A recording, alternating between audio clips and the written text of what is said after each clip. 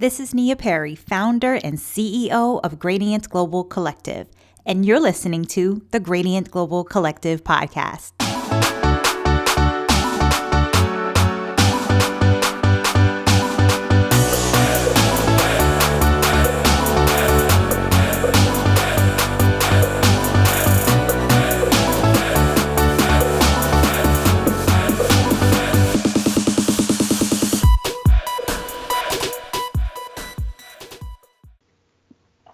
Shout out to our listeners in Lansing, Michigan, Brooklyn, New York, Nairobi, Kenya, Toronto, Canada, and Houston, Texas.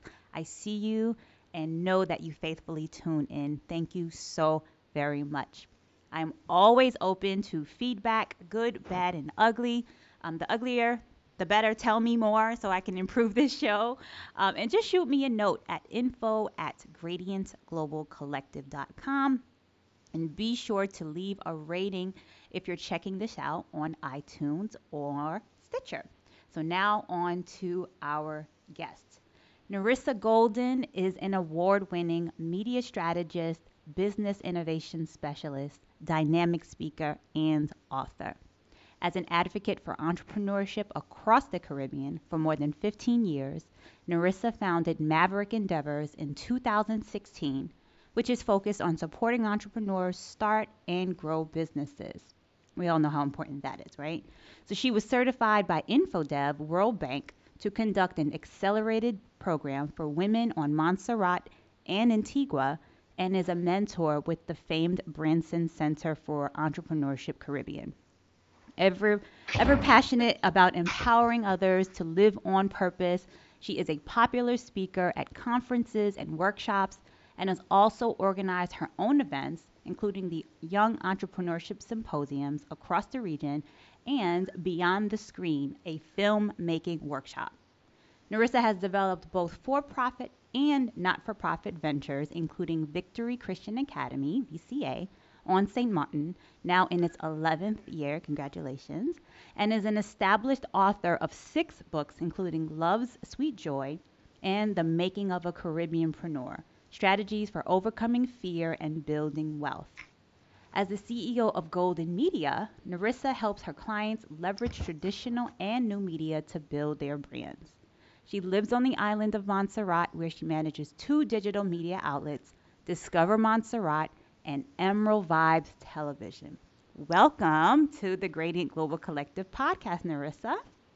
Oh my gosh, that sounds exhausting. No, it's amazing. And listen, guys, that was not even like all of it, but welcome. Thank you so much for being here.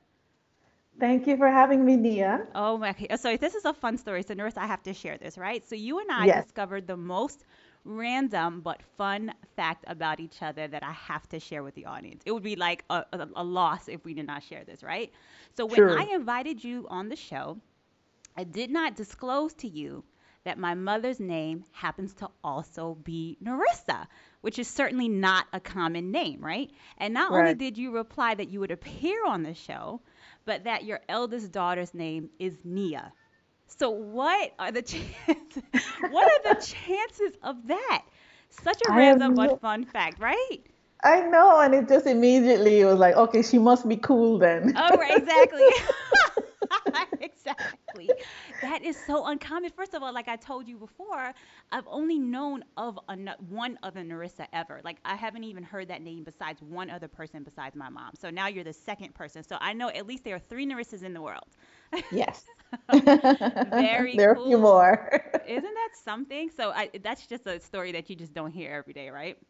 That is true. So, Nerissa, the bio I read, as I mentioned, really does not even begin to sort of encapsulate all of your diverse accomplishments. So, congratulations on everything, number one. And I think many entrepreneurs are what you refer to as multi-passionate, which I really think is a great term. And so, because you've done so much in your career, how do you sort of approach the question of what is it you do again? Because I think so many people, I know you refer to it as Caribbean entrepreneurs sort of experience that, but I think that just sort of goes to many sort of creative people who are entrepreneurial, right? We have different facets. And I think you've mentioned Marie Forleo.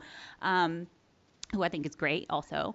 But Yeah. so how do you approach the question of what is it you do again? Because you've done so much, right? So tell us about that. Oh wow. Every few years I go through that question of what is it I do, because at different points there are different parts of me that are more interested in a particular area. Okay. But I have found the core of what drives me is I love doing things that empower people Mm, to live their best life, to overcome their fears, and just to go for it. good. So, writing is the medium, the platform through which I get to do most of that. So, anything to do with words, images, helping people to be able to transform their lives, that's what drives me.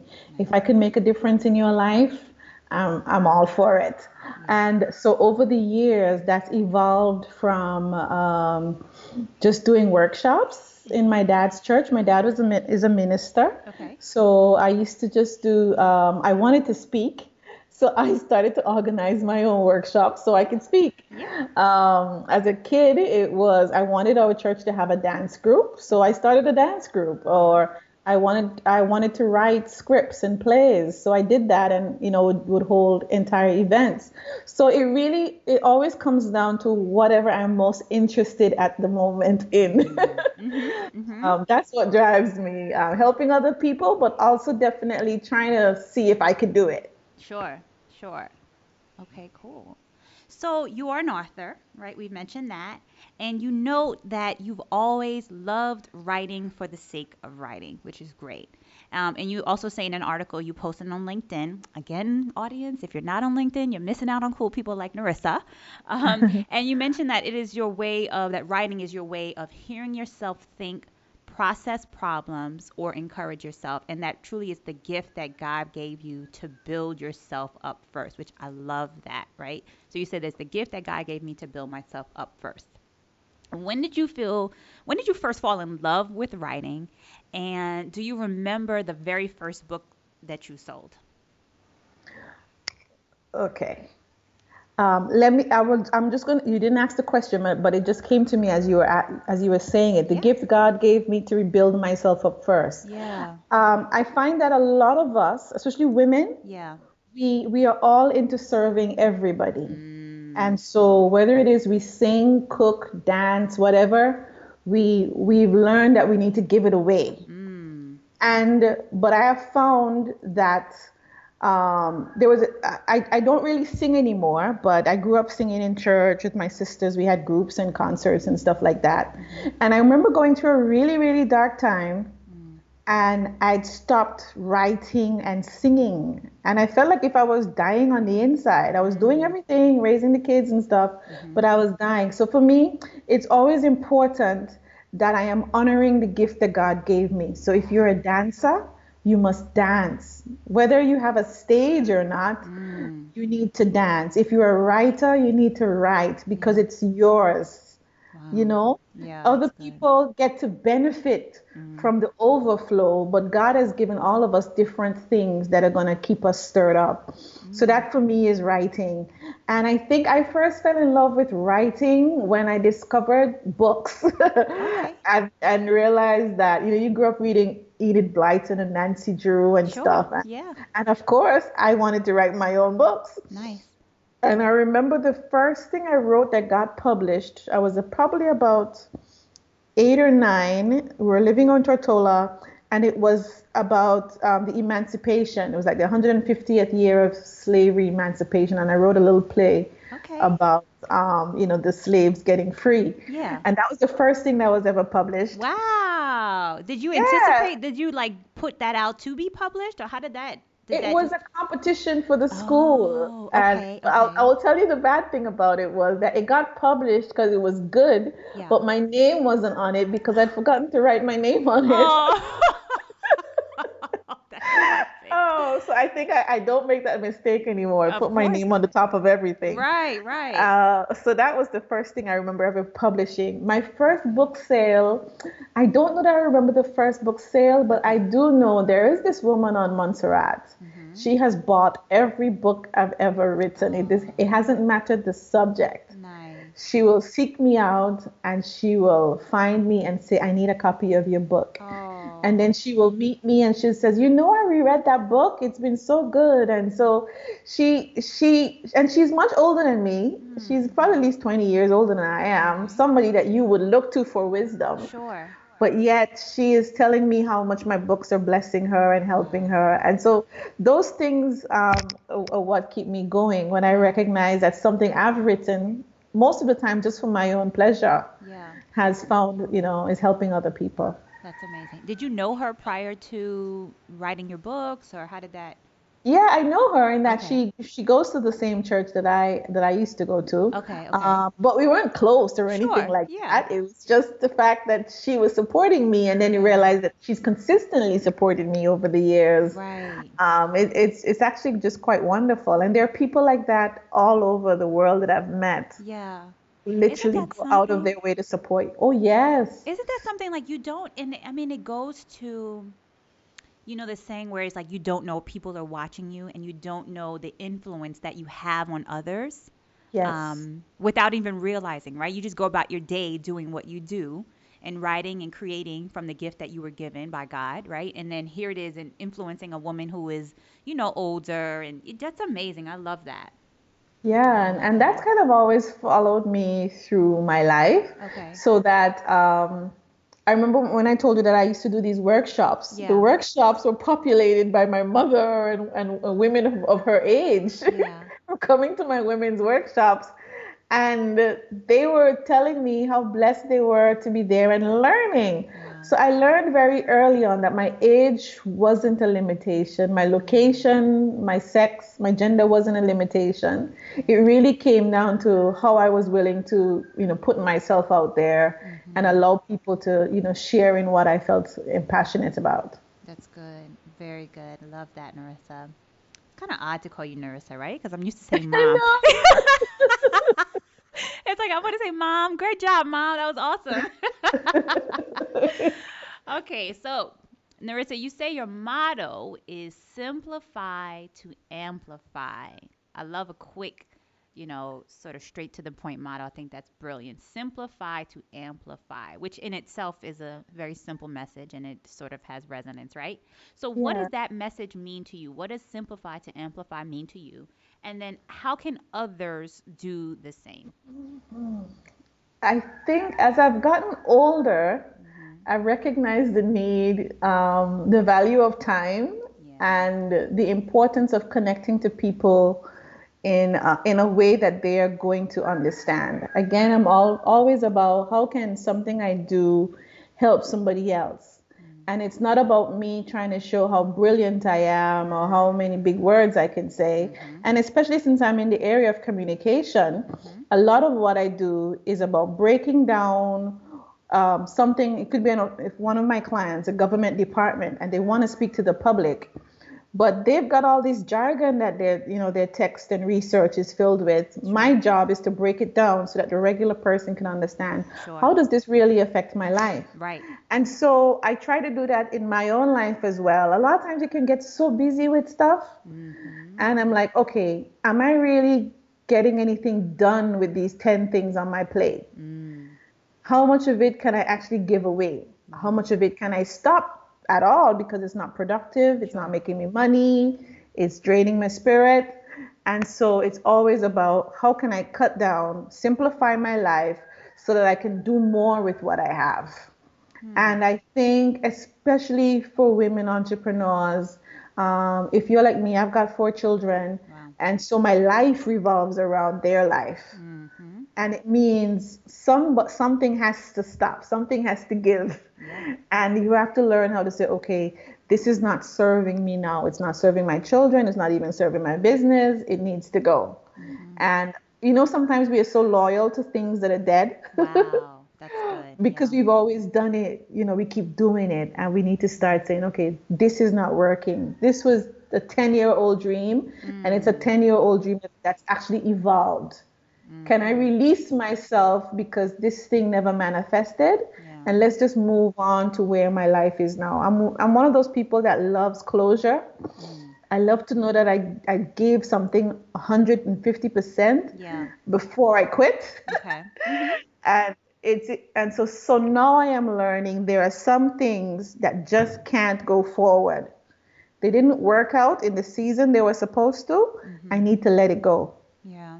and just move and just enjoy whatever is happening in my life, in my business now. Yeah. And sometimes you're surprised because the old dream does come back around, Hmm. but I haven't built my life around wanting this thing to happen, Right. You don't you have the know? fixation, And the sort of the it's kind of the, you're so intent on something happening that I think so. So what is your experience with releasing it? So you're saying you've released things that have come back to you. So have you done that in your personal life that have sort of come back full circle? yeah, I'm trying to think of a good example of Mhm. that. Mhm. Mhm. This will be a fun example. It's quite a few years old, but I always remember this. You know, I don't know. Do you remember Top Gun, the movie Sure. Top Gun? Yeah. Yeah. Yeah. Okay. So that came out, what, 83? Yeah. It had to be. Because we're celebrating, what, the 20 or 25 years or something like that. Anyway, loved the movie. After that, I wanted to become a U.S. Navy fighter pilot. Okay. And In Montserrat, you wanted to be a U.S. you understand, I okay? love it. I love it. So, but anyway, I got fixated on military, men in uniform, planes. I got the Air Power magazines. It was Nice. nuts. Yeah. Enjoyed it, and, had a good time with it. And then just said, you know what? Okay, fine. This is not gonna happen. I'm not gonna be a fighter pilot because there are just so many things about my temperament that wouldn't even allow me to do that, Mm-hmm. right? But I let it go. But about 10 to 15 years later, after I'd finished university in the US, and I went back, we were living in St. Martin at the time because we moved quite a bit with my dad. So I've lived Okay. around the Caribbean. Okay. And I was working there as a journalist. And then there was this opportunity came up that there was this U.S. Navy carrier was going to come into town for R&R. Mm. And I was part of the journalism team, and they invited us 24 hours before to fly out to the U.S. Navy carrier. Wow.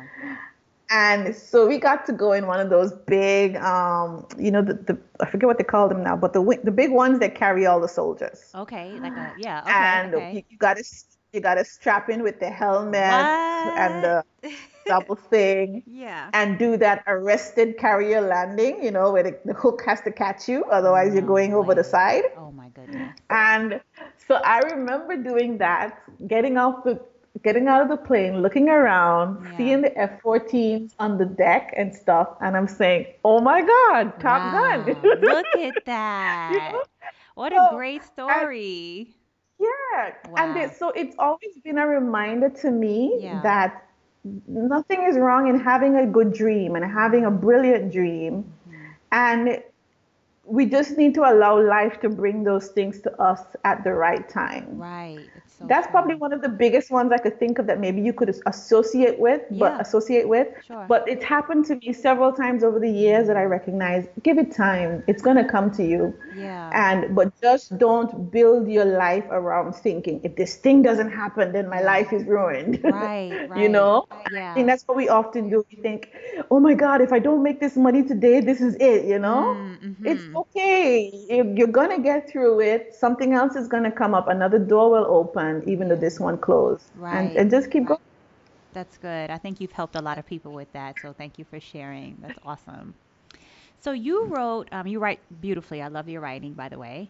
And you wrote an Thank you. interesting article, you're welcome, entitled Why Caribbean Parents Aren't Raising the Next Mark Zuckerberg. So you had a lot of response from this article. You listed a few of these reasons as to why Caribbean parents are not raising the next Mark Zuckerberg as Yeah. children consuming and never creating. I could spend a whole hour on just that conversation Mm. alone. And that Yeah. parents tend to not they tend to discourage entrepreneurship and encourage more good jobs, right? We all know the good jobs, lawyer, doctor, that Mm-hmm. kind of thing. And then also waiting on permission to offer a solution. So, sort of raising your hand to say, hey, can I do it or is it my time? Which I think, again, that's another Mm-hmm. lengthy conversation in itself.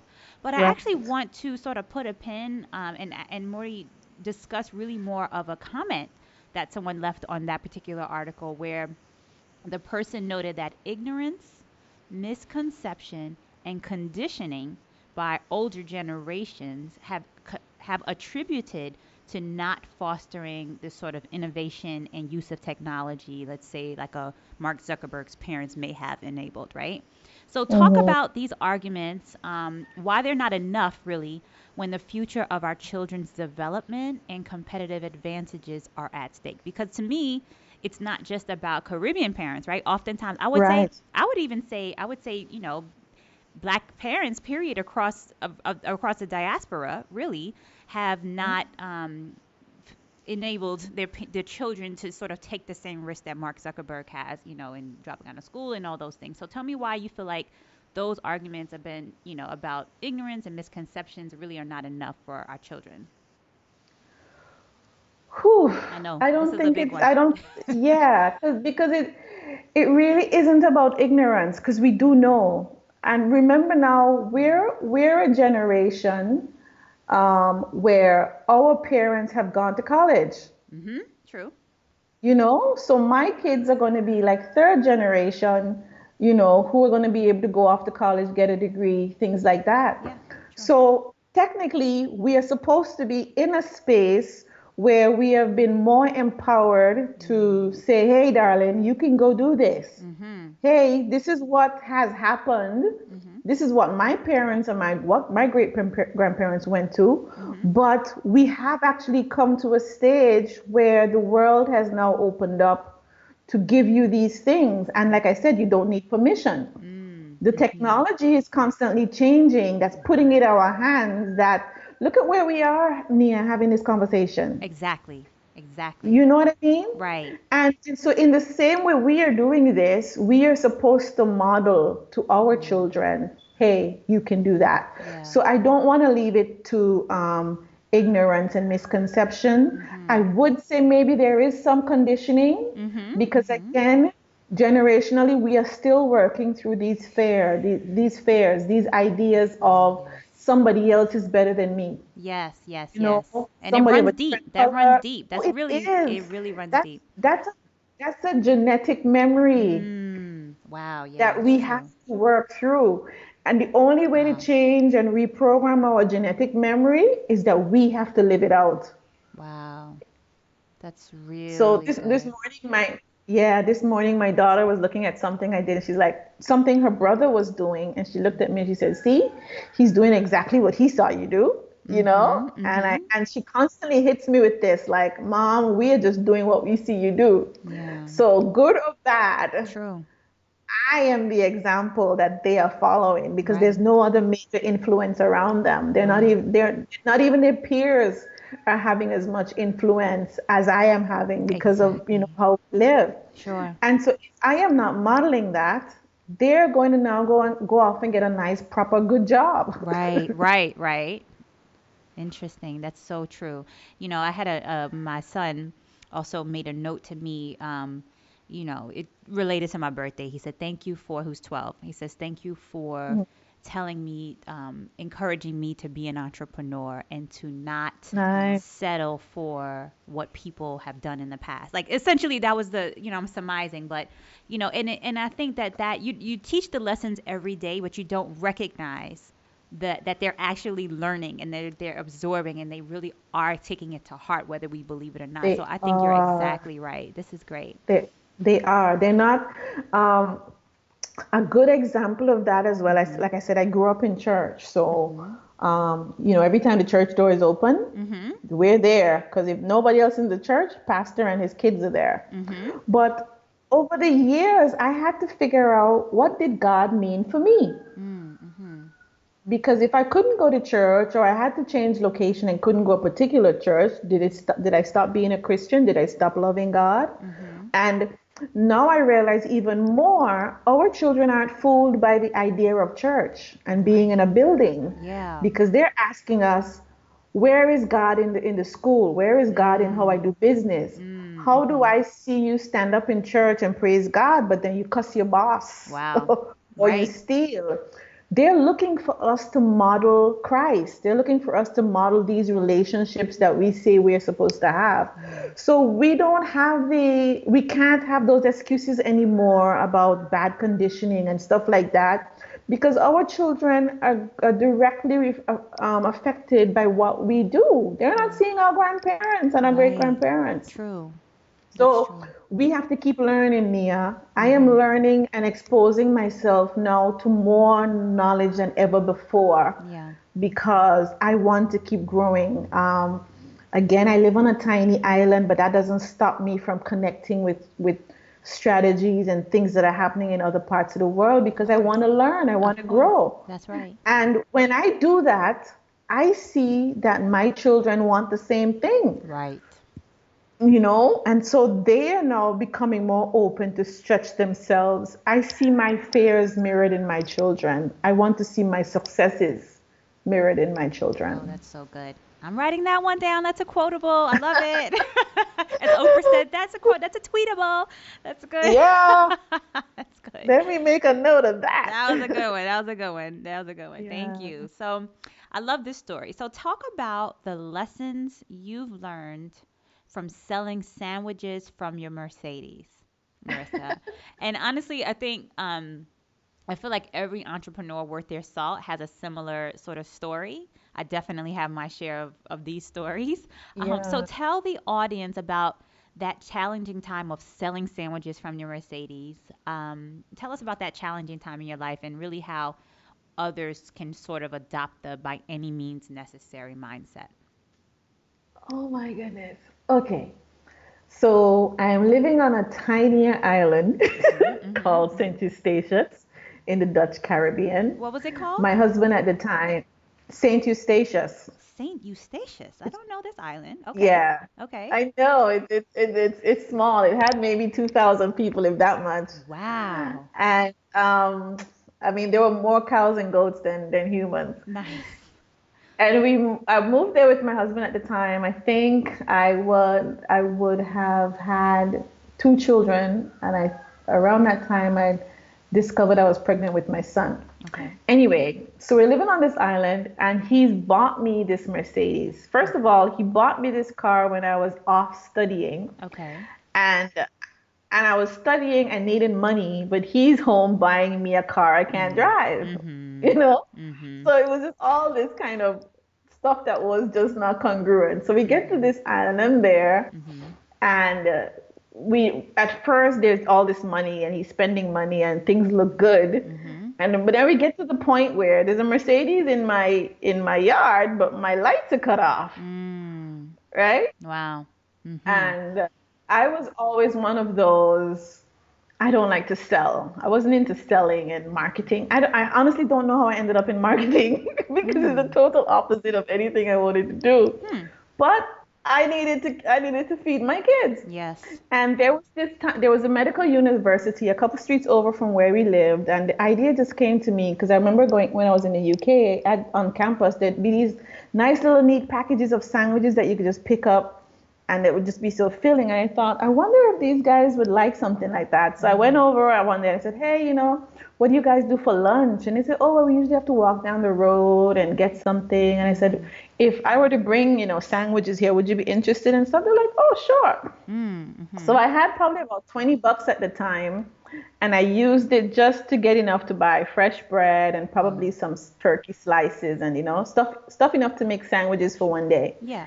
And that's what I did. And I did that for about a month or two, Wow. and just would literally just every day, little bit by little bit, to be able to put food back in the house, do Yeah. different things, just to Yeah. keep going. Yeah. um, because my plan was I knew I had to leave. I knew it was time to get out of this marriage. Okay. I didn't leave right then. It took me a few more years before I was able to Mhm. walk away Mhm. successfully. Mhm. But I knew I needed to get away. Mhm. And that season really taught me that I really was capable of doing more than I thought I could. Wow. I had lots of limiting beliefs about the things I like. Oh no, I don't sell. I don't like to do that stuff. But I recognized with a good strategy I could do it. I didn't even know that was what you really called market research and all of Mhm. that. But I was willing every day. They were like, they're like, oh, you could get some chips. And I bought chips and they bought the chips. I bought the juices they like. They bought those. And you just realized that you were suddenly able to serve them in the way they needed serving. To the point where people around were starting to get upset, like, oh, I was making money and they weren't. But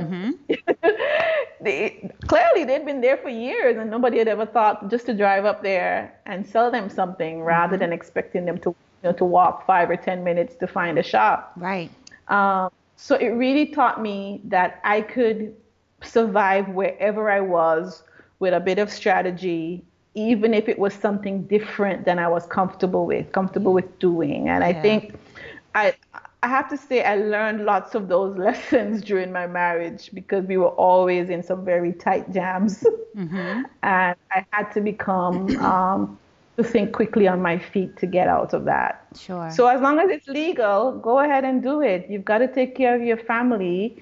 And it usually stretches you and gives you some new experiences that you wouldn't have gotten any other way. Yeah, that's good. That's so many great lessons in that. Thank you for being transparent and sharing that story. I think a lot of people are not openly transparent when it comes to those things, but we've all done it. I mean, I've talked about on this show before I used to make handmade jewelry, and when my marketing business a few years back wasn't getting traction, I took that jewelry and I went to beauty salons in the Houston area, and I sold that jewelry, and that's what you have to do sometimes. Awesome. And you put your pride to the side, right? Because Yeah.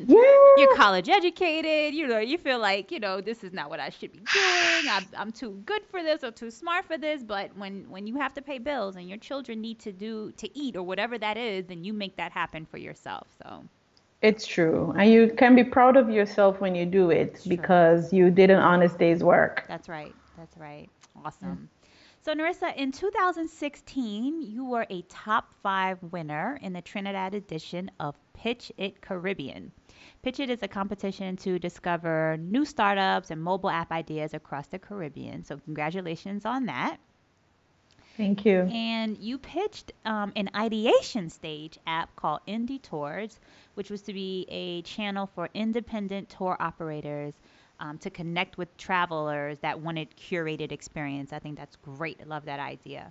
So, but many people, because you just had the idea, right? You just had the concept. Many people would be afraid to even put their name in the hat for an ideation stage, right? They're like, I don't have enough. It's not it's not done. So, what empowered you? Why did you decide to throw your hat in the ring and apply for the competition really in the first place? And what do you feel like you gained from just that whole experience?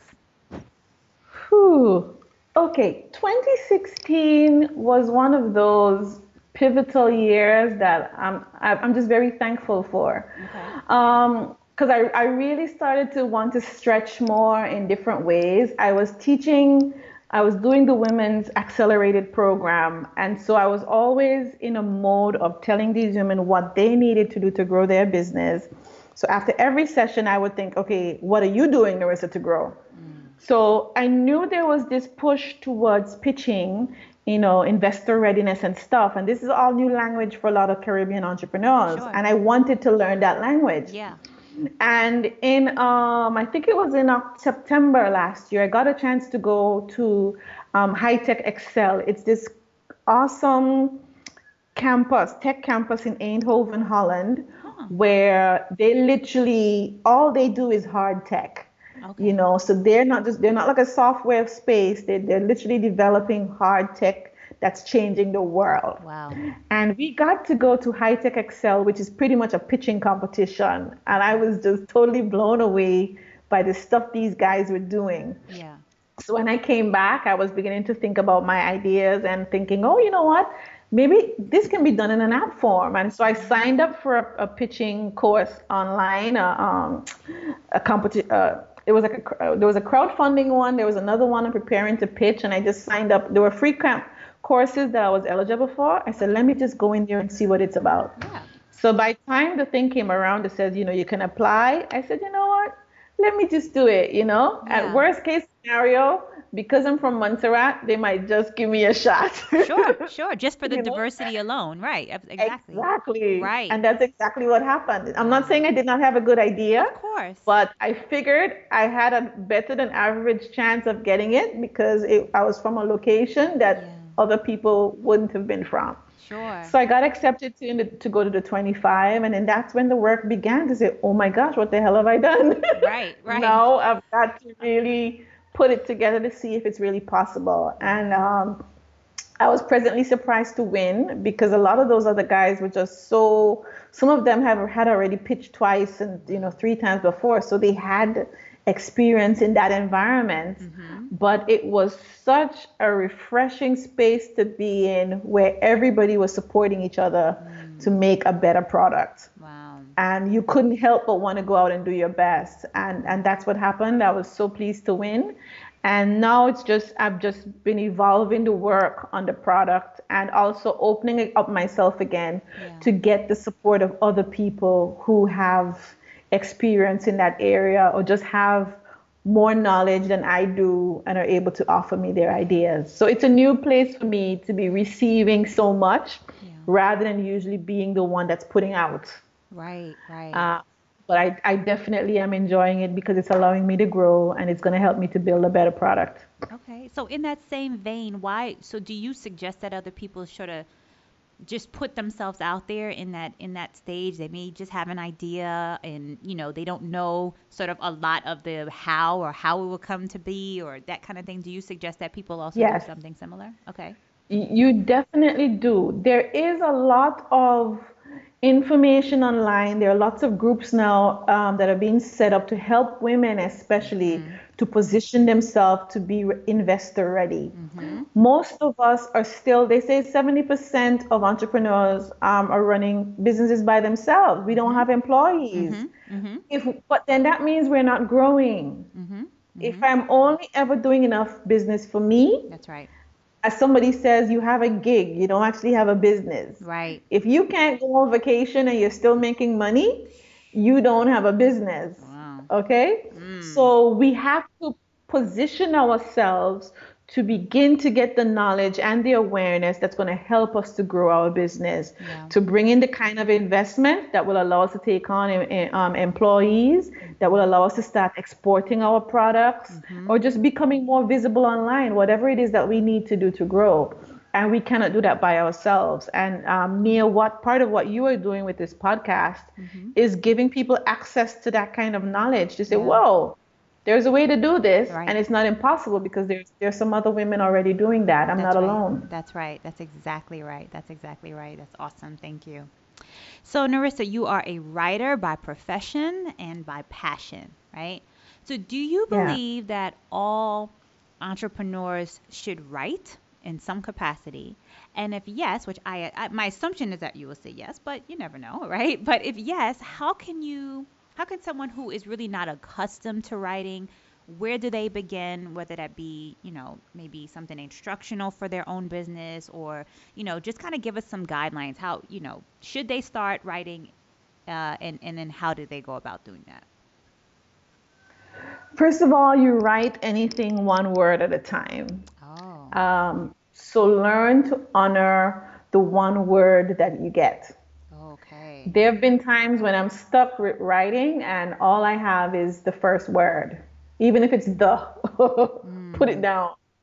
You know, even if I remember there was a season, I was still married then, mm-hmm. but I started just because I felt like I wasn't writing, I needed to get stuff. I started just um, using four-letter words as prompts, Hmm. whether they were bad words, good words, whatever.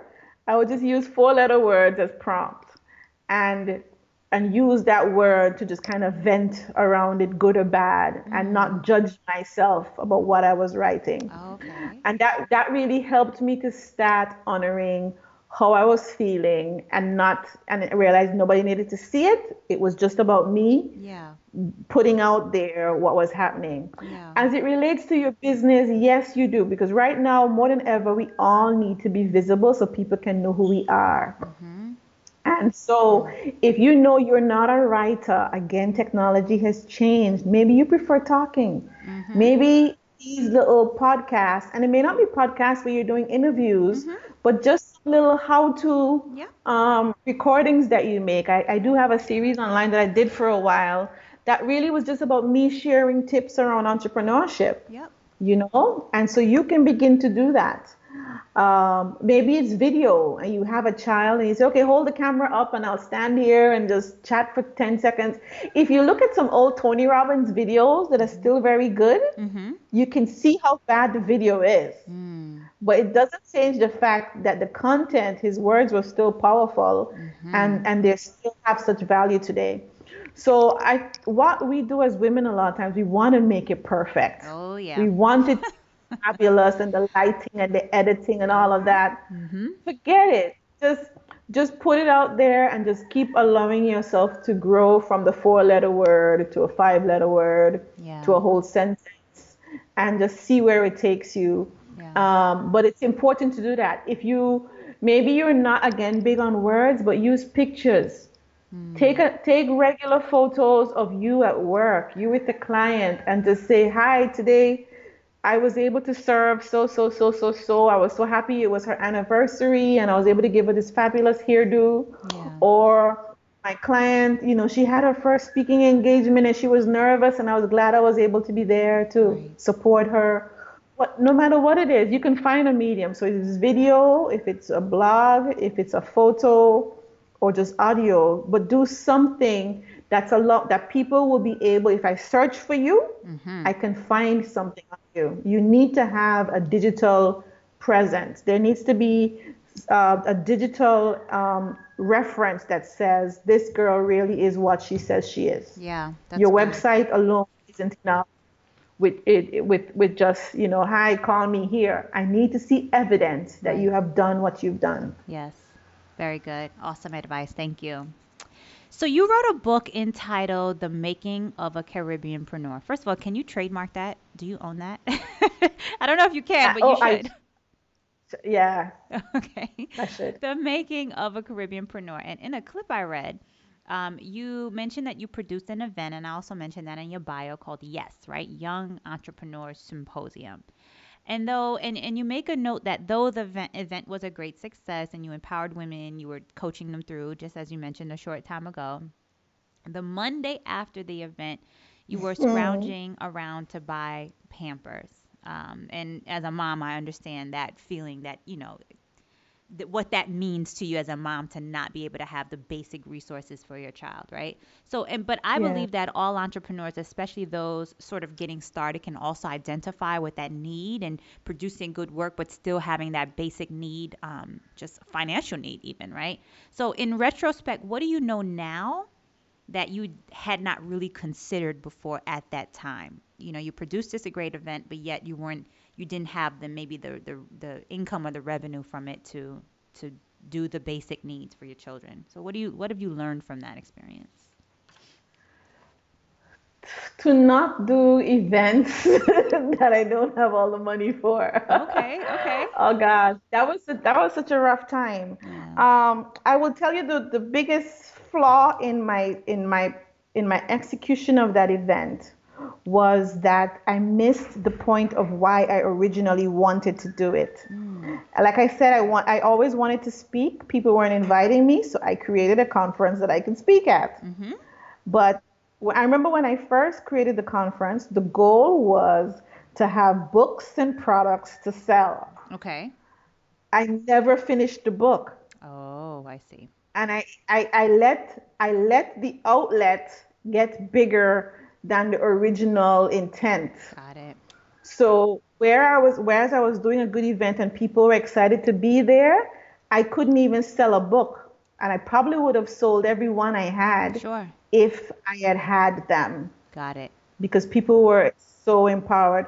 So it's really important to do things in the right order. Yeah. Sometimes you may have to wait a bit, but if you wait a little longer and put things in the right order, then it will come together and then you won't be so sad, even if at the end you still haven't, made a profit. You would at least know, hey, I sold 10 books. Sure, sure, you know. absolutely. That you can build So on. I think, Right.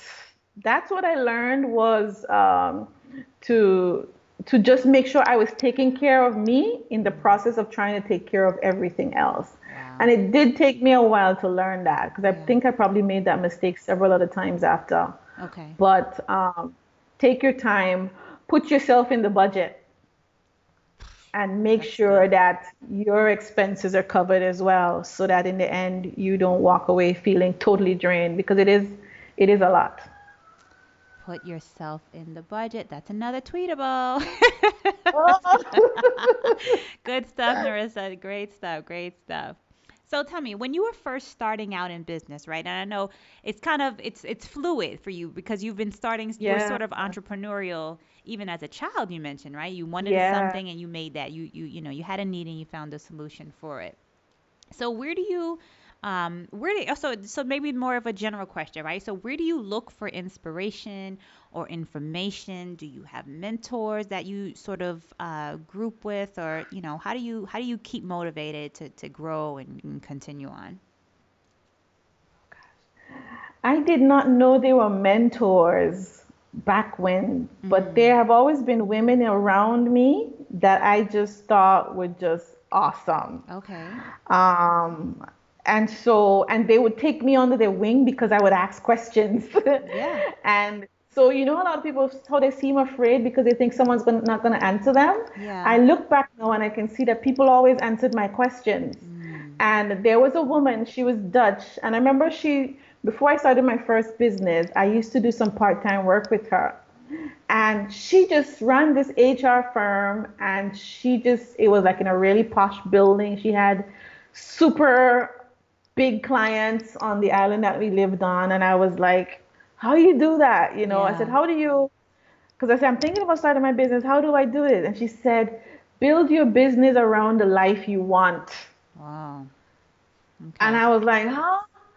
And she says, yeah, if you want to go on vacation, you need to be able to build a business that will allow you to go on vacation. If you want to live in a particular part of the island, you have to have clients or price yourself in a way. At that time, that was totally over my head. I had no clue. It Mhm. really took me years upon years upon years Mhm. to understand what she meant because that Sure. wasn't how I grew up. Right. I grew up where we said, live within your means. Mm. Or, my mom was always into cutting and contriving, making Okay. things stretch and stretch and stretch. Yeah. And here was this woman with this whole idea of abundance of I could create a business around what I wanted to have. And I'm Yeah. thinking my ultimate dream would be to have a business where I could go to music festivals all year. Mhm. Mhm. Mhm.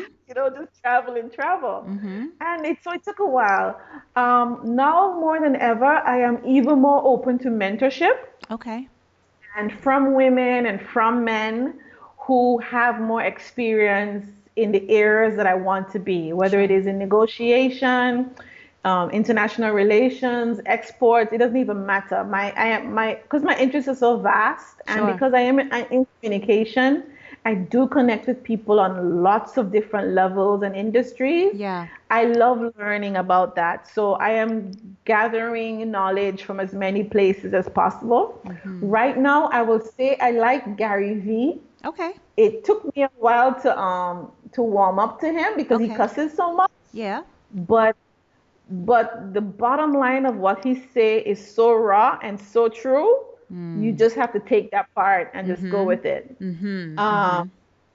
so I think I like him for his honesty because it feels a lot of how I deal with it. I Mm. find that even within the entrepreneurial space, it's also become a very exploitative space. Mm. Mm. And so I think entrepreneurs really need to be clued in to what is happening around them and to be open to learn. But you Mhm. may not be learning from the people you thought would have been the ones to teach you. This is It could be very some true. other sources.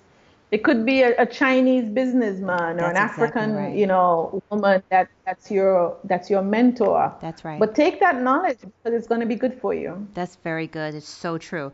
You said something I'm curious about. Tell me about what you mean that entrepreneurship has become an exploitative state. What space? What does that mean to you? What does that mean? Whew. I don't think, and yes, I work in entrepreneurship, Mhm. but I don't think that my money needs to come from other entrepreneurs, Okay. in that you were just starting out. Mm-hmm. So I shouldn't be building my business around trying to get you to pay me some crazy price. Mm-hmm. You know how the whole coaching thing is all Mm-hmm. big right now? Mm-hmm. And Yes. so I'm coming to you asking you to buy a $3,000 coaching program, and Mm-hmm. you're trying to freak out to pay your rent. Right. And somehow we're making you feel bad because you're not stepping up. Sure. You're not hustling hard enough Sure. and all of that kind of Sure. stuff. You have got to be where you are. Yeah. And if your balance of your life is, I've got kids, I've got rent, I just need to keep this thing going, that's where you are. And you can find someone that can encourage you in that space to keep going, because the day will come when it's going to shift. That's right. And the other door will open that's going to take you into more when Mm. you're ready to be in that space. It does not make sense to buy a $3,000 coaching program when you haven't even figured out yet how to be comfortable charging somebody $30 to work with you. Sure. Sure. Good stuff. So we really need to encourage each other to be where they are, and then just to encourage them to grow, but grow at their pace in their time. Yeah. I found that with women, we take a little longer to get it, because it literally needs to, we actually need to birth it like a baby. So it's got to grow in our womb for a while before we see it and feel it and say, you know what?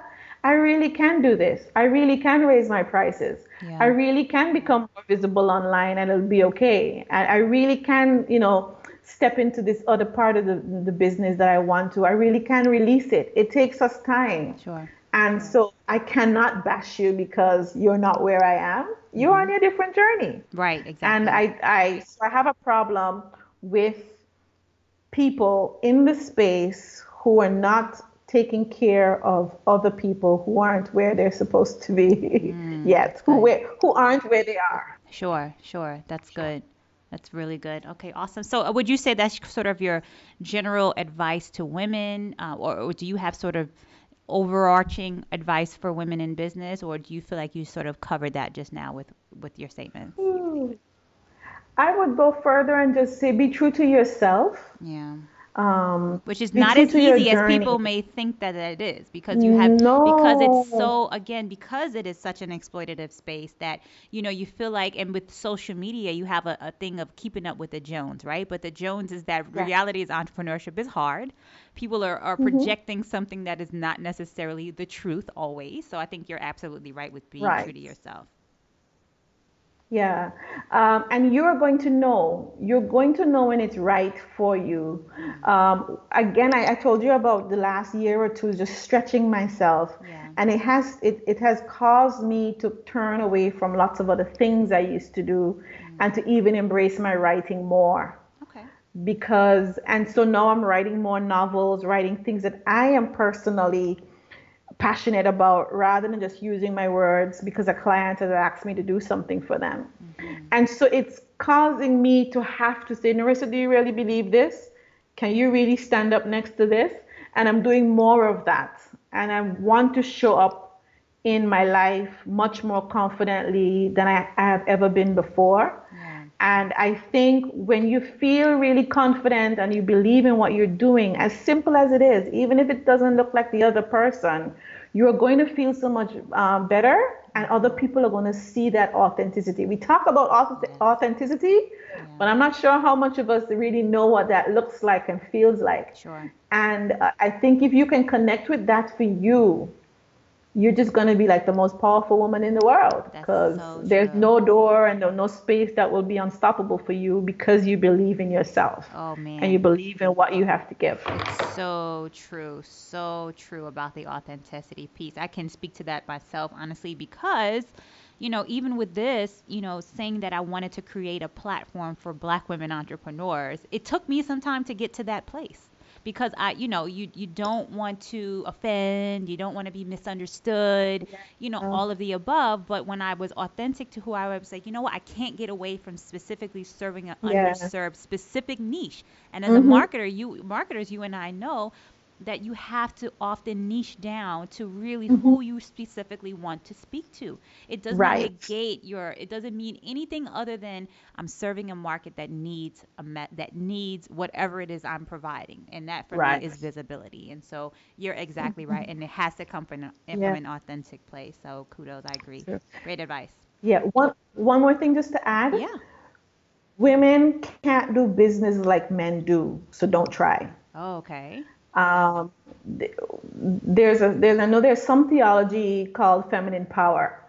In that, and I don't want to say we can't do business like men because we can be in any space they can, Sure. but you don't need to show up with a masculine persona Yeah. to be there Right. because it's going to work against you. Right. Show up as your authentic, powerful, feminine self, and you'll be amazed at what can happen in that space. Don't try to adopt what you see somebody else do because they tell you this is the way. Right. It probably won't be the way for you. Yes. So the more authentic you are, and as you, feminine, womanly, if you're a mother, go ahead and add your motherly perspective to whatever proposal because you understand, again, how parenting could add a particular thing to that, Yeah. to whatever you're offering.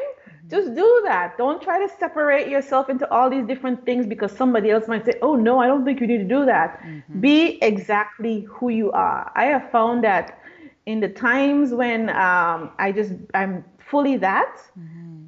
it's when I have the most attention. That Mark Zuckerberg article has just been nuts, the kind of reaction from it. Mm-hmm. But it came out of me just being very, very concerned that our children aren't ready to take on the world as it is now. Yeah. So wherever your heart is, go with that. It's going to be more than enough. No, that's so good. You got some good stuff here, Yeah. Nerissa. Thank you.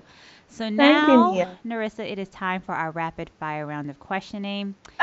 We want to get beyond the business of it all and get to know a few fun but random facts potentially about you. Okay, you ready? You have Yeah. 30 seconds on my imaginary clock.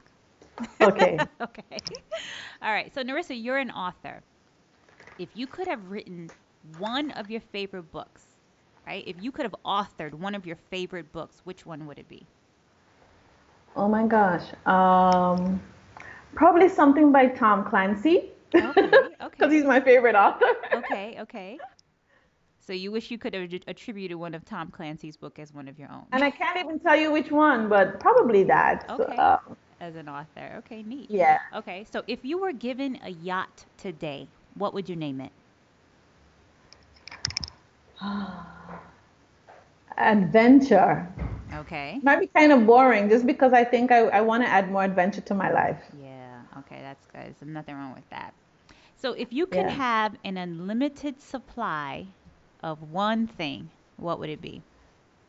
Oh, custard cream cookies. Cluster cream cookies. Okay. Custard Oh, cream. They're custard, British custard. cookie. Yeah, Okay. they're British cookie that I Oh, absolutely love. yeah, And just the store-bought basic white paper version in the supermarkets is the best. is the Not the best. branded stuff. Yeah. Nice, nice. Okay. So would you rather see the future or change the past? Phew, phew, phew, phew, phew. No, we can't change the past. Yeah. I suppose see the future because that gives me something to work towards manifesting. Okay, nice. So here's one. Would you you have to settle for one of these, right? So you have to make a Ooh, decision here. Okay. So would you okay. rather live around a noisy neighbor or a nosy neighbor? Noisy neighbor. Noisy. Right. Yeah. Okay. Okay. And then lastly, you have to say this 3 times fast. 3 times O- fast. You have a pen? You can write Okay. it down if you not. If not, just listen closely. Okay. Here we go. Okay. I slit the sheet. The sheet I slit, and on the slitted sheet I sit. So I'll say it one more Okay. time. I slit the sheet I slit, and on the slitted sheet I sit. Go. Oh my God. I slit the sheet I slit, and on the slitted sheet I sit. Speed it up. 3 times. Oh 3 times. my God. I don't even remember what I just said. Okay, perfect. I'll let you Forgive off me, the but I hook. can't do that one. I'll let you Yeah. off the That always trips people up, and I love it. I love it. I love it. Nerissa, you have been great. So tell me, how can people connect with you, maybe get coaching from you? And what are your social media handles? Well, NerissaGolden.com is where you will find me online. It also has all connections to my social media. I am on Facebook, Nerissa Golden, on Instagram and Twitter as Truly Nerissa. Truly love to connect with people and just chat. And I'm also on LinkedIn. I've been blogging more on LinkedIn lately, Yeah. and I'm going to do my best to continue that. So any space and we can talk. Would love it. Nice, nice. Well, Nerissa, I want to extend my deepest gratitude to you for spending quite a bit of your valuable time with me and the Gradient Global Collective podcast listeners. You truly do exemplify the innate brilliance and moxie of Black women entrepreneurs globally, and I am honored to have gotten to know you just a bit. So thank you so much. All right. Thank you so much for having me, Nia. And I just wish you the best with your podcast and all Thank of you. your future endeavors. Thank you. Thank you for listening to the Gradient Global Collective podcast. Follow us and talk to us on Instagram at Gradient Global.